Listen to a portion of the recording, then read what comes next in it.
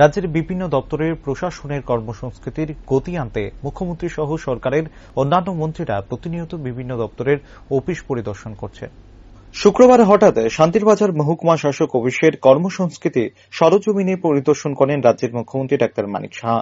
এদিন ঠিক সকাল ৯:৫৫ রাজ্যের মুখ্যমন্ত্রী শান্তিরবাজার মহকুমা শাসক কার্যালয়ে প্রবেশ করেন।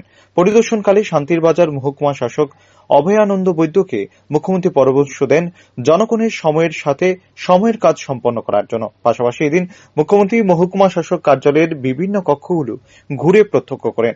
মহকুমা শাসককে মুখ্যমন্ত্রী জিজ্ঞেস করেন সমস্ত কর্মচারী উপস্থিত রয়েছে কিনা, প্রতিদিন নিয়মিত এবং সময়মতো কর্মচারীরা অফিসে উপস্থিত থাকেন কিনা এ বিষয়ে মুখ্যমন্ত্রী জানতে চান। মহকুমা শাসক কার্যালয়ের মধ্যে একজন জনজাতি বেনিফিশিয়ারিকে মুখ্যমন্ত্রী জিজ্ঞেস করেন অফিসে এসে সাহায্য সহযোগিতা পান কিনা। পাশাপাশি গোটা মহকুমা শাসক কার্যালয়ে বিভিন্ন সমস্যা নিয়ে মহকুমা শাসক সহ অন্যান্য কর্মচারীদের সাথে মুখ্যমন্ত্রী কথা বলেন। মুখ্যমন্ত্রী খতিয়ে দেখলেন সরকারি কর্মচারীদের কাজকর্ম। মুখ্যমন্ত্রী সকল কর্মচারীদের উদ্দেশ্যে বলেন সাধারণ মানুষ যেন সরকারি সুবিধা থেকে বঞ্চিত না হয়। মুখ্যমন্ত্রী এদিনের আচমকা পরিদর্শনে জনগণ ও কর্মচারী সকলেই খুশি। কিন্তু ডেইলি যদি হয় যে 10টা বাজারের 5 মিনিট আগে আইসি এটা বেটার হয়।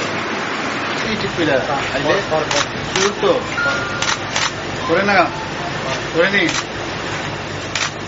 ওই কয় না যে আয় না যে এটারে আমি বেশি গুরুত্ব দিই না